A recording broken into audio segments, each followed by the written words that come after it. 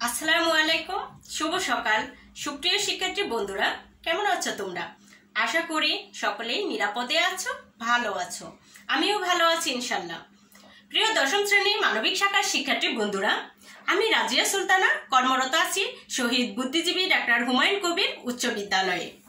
শিক্ষার্থী বন্ধুরা, আজকের অনলাইন ক্লাসে সকলকে আমন্ত্রণ জানাচ্ছি।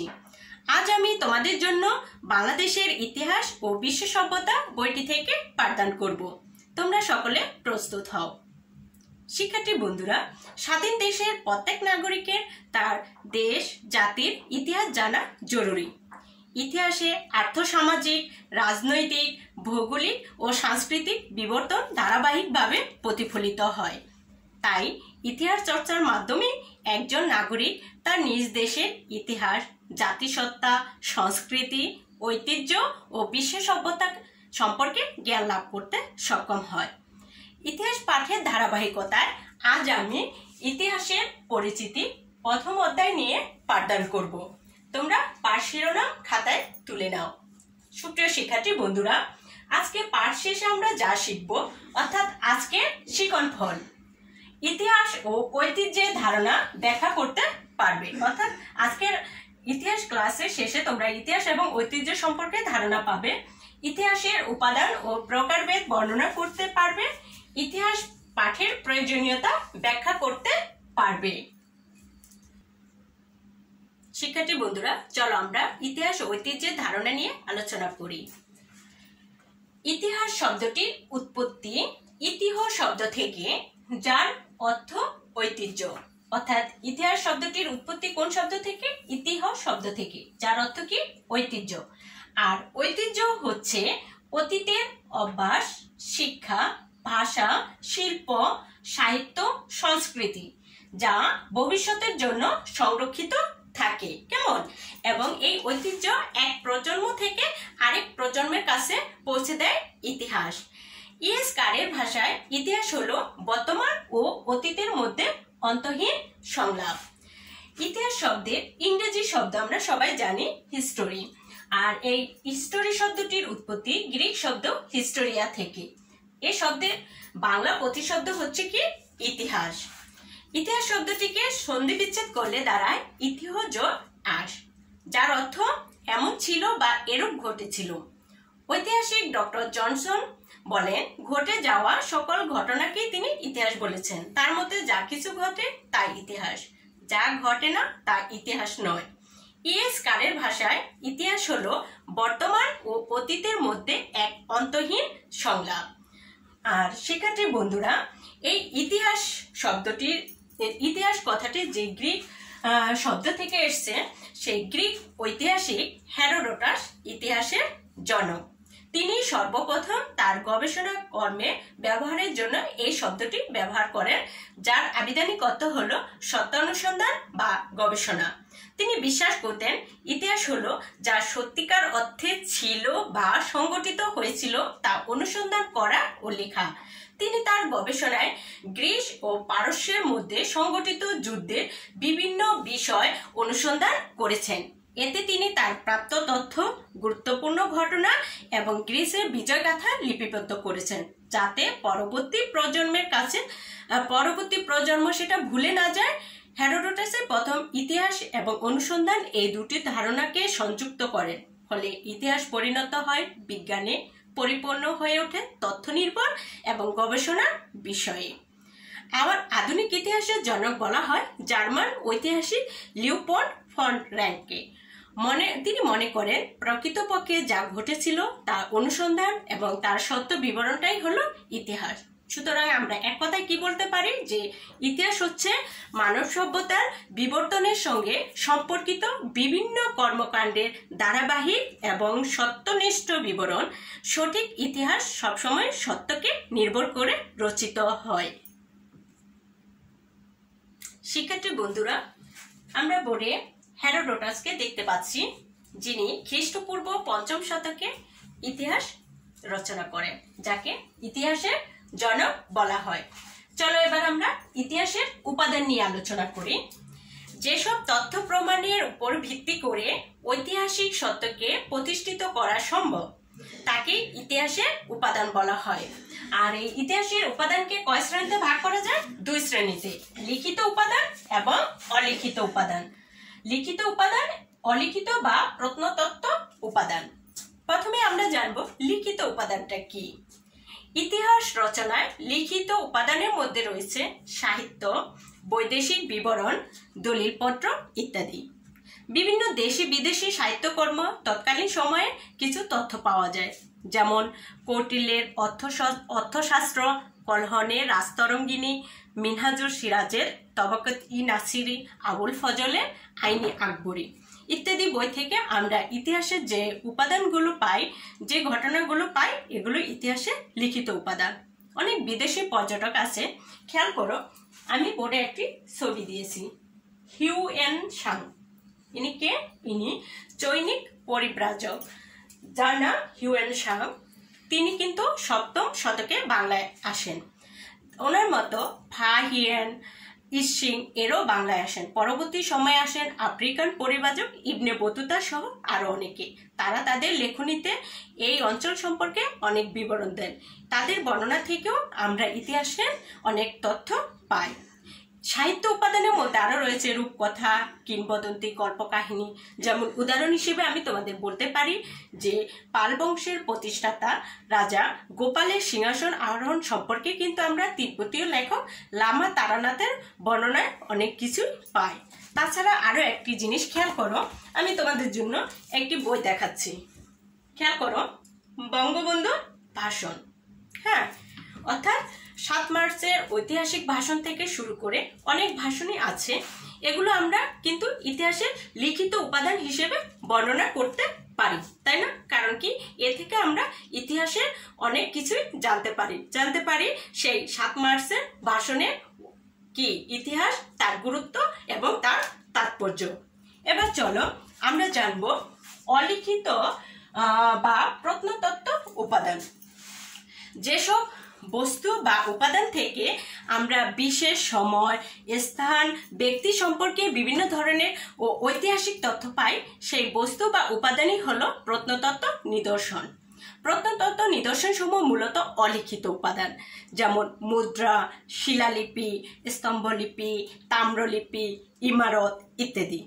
এ সমস্ত প্রত্নতত্ত্ব নিদর্শন বৈজ্ঞানিক পরীক্ষা নিরীক্ষা এবং বিশ্লেষণের ফলে সে সময়ের অধিবাসীদের রাজনৈতিক, সামাজিক, অর্থনৈতিক অবস্থা সম্পর্কে কি করে ধারণা দেয়। আমি উদাহরণ হিসেবে দেখো, এখানে বোর্ডে আমি 3টি ছবি দিয়েছি। প্রথম ছবিটি আছে কিসের? যে এটি সম্পূর্ণ মহাবিহার, যা পাহাড়পুরে, নওগাঁ জেলার পাহাড়পুরে অবস্থিত। এখানে পাল বংশের রাজারা কি করতেন? ধর্মচর্চা করতেন, বা বিভিন্ন জায়গা থেকে এখানে মানুষ কি করতো? ধর্ম চর্চার জন্য আসতো। তারপরে আসছে দেখো ময়নামতি, কুমিল্লা জেলার ময়নামতি। তারপরে আছে বগুড়া জেলার মহাস্থানগড়। অর্থাৎ এই যে প্রত্নতাত্ত্বিক যে নিদর্শনগুলা, এ থেকে আমরা ইতিহাসের যে ধারণাটা পাই, সেটাই হলো ইতিহাসের অলিখিত বা প্রত্নতাত্ত্বিক উপাদান। এই হিসেবে আমি তোমাদেরকে আরো একটি গুরুত্বপূর্ণ বিষয় বলতে চাই। সাম্প্রতিক সময়ে কিন্তু নরসিংদী জেলার ওয়ারী বটেশ্বরেও প্রত্নতত্ত্বের নিদর্শন আবিষ্কৃত হয়েছে। এখানেও কিন্তু আমরা ইতিহাসের অনেক অলিখিত উপাদানের সন্ধান পেয়েছি। শিক্ষার্থী বন্ধুরা, এবার আমরা ইতিহাসের প্রকারভেদ নিয়ে আলোচনা করব। পঠন পাঠন, আলোচনা ও গবেষণা কর্মের সুবিধার্থে ইতিহাসকে প্রধানত 2 ভাগে ভাগ করা যায়, যথা ভৌগোলিক অবস্থানগত ইতিহাস এবং বিষয়বস্তুগত ইতিহাস। ইতিহাসকে প্রথমত কয় শ্রেণীতে ভাগ করা যায়? 2 ভাগে, অর্থাৎ ভৌগোলিক অবস্থানগত ইতিহাস এবং বিষয়বস্তুগত ইতিহাস।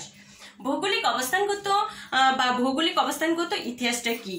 যে বিষয়টি ইতিহাসে স্থান পেয়েছে তা কোন প্রেক্ষাপটে রচিত, অর্থাৎ স্থানীয়, জাতীয় না আন্তর্জাতিক। এভাবে ভৌগোলিক অবস্থানগত দিক থেকে শুধু বোঝার সুবিধার্থে ইতিহাসকে আবার 3 ভাগে ভাগ করা যায়, যেমন স্থানীয় বা আঞ্চলিক ইতিহাস, জাতীয় ইতিহাস এবং আন্তর্জাতিক ইতিহাস। এবার আমরা জানবো বিষয়বস্তুগত ইতিহাসটা কি। কোনো বিশেষ বিষয়ের উপর ভিত্তি করে, অর্থাৎ আমি কি বললাম, যে কোনো বিশেষ বিষয়ের উপর ভিত্তি করে যে ইতিহাস রচিত হয় তাকে বলা হয় বিষয়বস্তুগত ইতিহাস। যেমন হতে পারে সেটা রাজনৈতিক ইতিহাস, হতে পারে সামাজিক ইতিহাস, হতে পারে অর্থনৈতিক ইতিহাস বা সাংস্কৃতিক ইতিহাস। কেমন? তাহলে আমি আশা করছি তোমরা ইতিহাসের প্রকারভেদটা বুঝতে পেরেছ।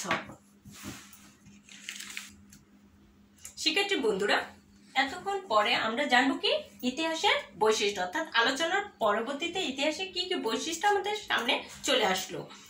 ইতিহাস জ্ঞান অর্জনের জন্য বা জ্ঞান অর্জনের অন্যান্য শাখা থেকে সম্পূর্ণ আলাদা। এর রচনা এবং উপস্থাপনার পদ্ধতিও ভিন্ন। ইতিহাসের বৈশিষ্ট্য সম্পর্কে আলোচনা করলে আমরা এর একটি সম্পূর্ণ একটি ধারণা পেয়ে যাব। যেমন ইতিহাসের বৈশিষ্ট্যের মধ্যে আমরা বলতে পারি সত্যনিষ্ঠ তথ্যের সাহায্যে অতীতের পূর্ণ ঘটনা। কথাটা খেয়াল করো, ইতিহাসে যে ঘটনাই থাকবে তা কিন্তু অবশ্যই সত্য নির্ভর এবং তথ্যবহুল হতে হবে। মন গড়া কোনো কথা কিন্তু ইতিহাসে স্থান পায়নি। দ্বিতীয় বৈশিষ্ট্য মানব সমাজ ও সভ্যতার অগ্রগতি তথ্য নির্ভর বিবরণ। মানব সমাজ, আমরা সবাই জানি যে আমাদের এই মানব সমাজ কিন্তু শুরু থেকে এরকমটা ছিল না, তাই না? ইতিহাসের আলোচনার বিষয় হচ্ছে মানব সমাজ ও সভ্যতার অগ্রগতির যে ধারাবাহিক তথ্য নির্ভর বর্ণনা রয়েছে তা কিন্তু তুলে ধরা।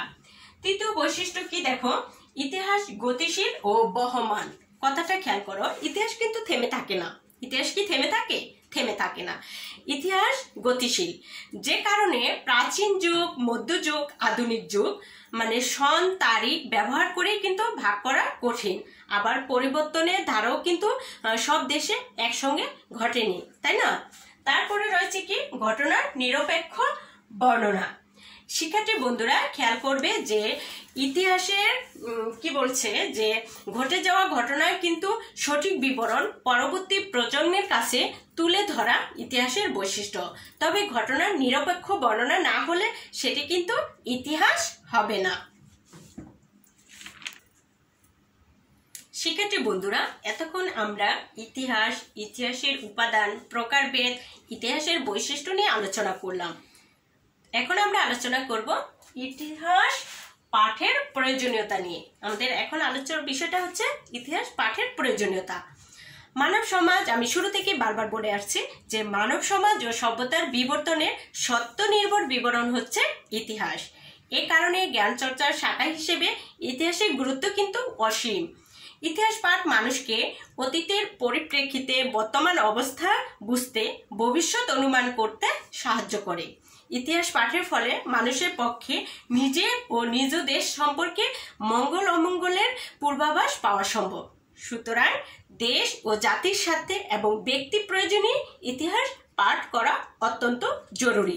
তাছাড়া ইতিহাস পাঠের আরো কিছু প্রয়োজনীয়তা রয়েছে, যেমন ধরো জ্ঞান ও আত্মমর্যাদা বৃদ্ধি করে।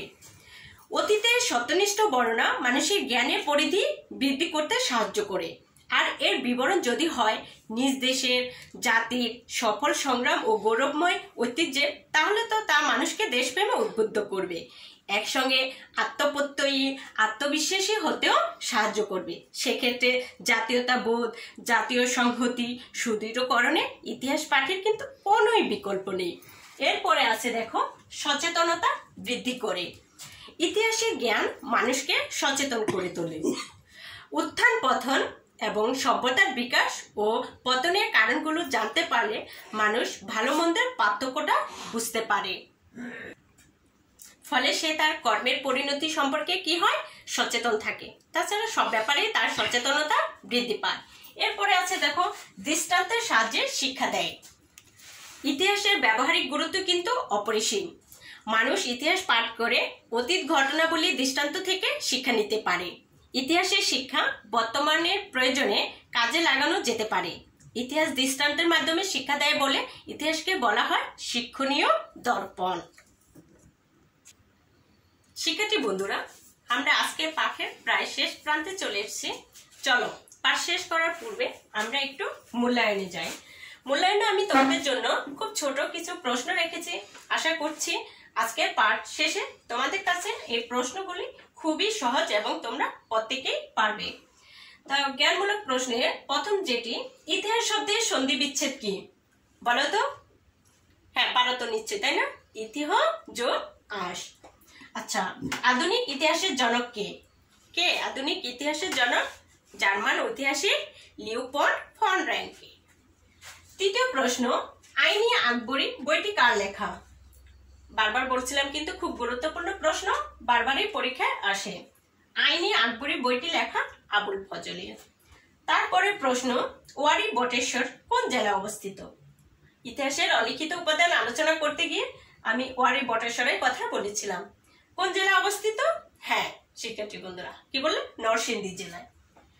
শেষ প্রশ্ন, হিউয়েন সাং কোন দেশের পরিব্রাজক? আমি বিভিন্ন পরিব্রাজক বা ভ্রমণকারী কথা বলেছিলাম, হিউয়েন সাং, ইসি, ইবনে বতুতা। হ্যাঁ, অর্থাৎ তিনি ছিলেন কোন দেশের? চৈনিক পরিব্রাজক। আশা করছি তোমরা প্রত্যেকেই প্রশ্নগুলির উত্তর খাতায় তুলে নিয়েছো। শিক্ষার্থী বন্ধুরা, পাঠদান শেষে কোনো বাড়ির কাজ রাখবো না, তা তো হতে পারে না, তাহলে পাঠদানটাই অসম্পূর্ণ থেকে যায়, তাই না? তাহলে আমি আজকে বাড়ির কাজের জন্য দেখো কিছু অনুধাবনমূলক প্রশ্ন রেখেছি, তোমরা আশা করি বাড়ির কাজটা করে নেবে। তার আগে প্রশ্নগুলো খাতায় তুলে নাও। আমার প্রথম প্রশ্ন ছিল, ইতিহাস সচেতনতা বৃদ্ধি করে, ব্যাখ্যা করো। বিষয়বস্তুগত ইতিহাস বলতে কি বোঝো? ইতিহাস পাঠের প্রয়োজনীয়তা ব্যাখ্যা করো। ইতিহাসের স্বরূপ বিশ্লেষণ করো। শিক্ষার্থী বন্ধুরা, যদি তোমরা আমার ক্লাসটি মনোযোগ সহকারে শুনে থাকো বা উপভোগ করে থাকো, আমি আশা করব তোমরা প্রত্যেকটি প্রশ্নের উত্তরই সঠিকভাবে করতে পারবে। তারপরেও যদি কোনো প্রশ্নের উত্তর লিখতে তোমাদের সমস্যা হয়, অবশ্যই আমার সাথে যোগাযোগ করবে। শিক্ষার্থী বন্ধুরা, আবারও বলছি, ইতিহাস পাঠ করলে বিচার বিশ্লেষণের ক্ষমতা বাড়ে, যা দার্শনিক দৃষ্টিভঙ্গি তৈরিতে সাহায্য করে। আমরা বেশি বেশি ইতিহাস পাঠ করব, ইতিহাসের চর্চা করব, নিজ দেশের ইতিহাস জানব, নিজ দেশের ঐতিহ্যকে সবার সামনে তুলে ধরব। আজকে ক্লাস এ পর্যন্তই। তোমাদের সবার কাছ থেকে আমি বিদায় নিচ্ছি। ভালো থেকো তোমরা, দেখা হবে পরের ক্লাসে। আল্লাহ হাফেজ।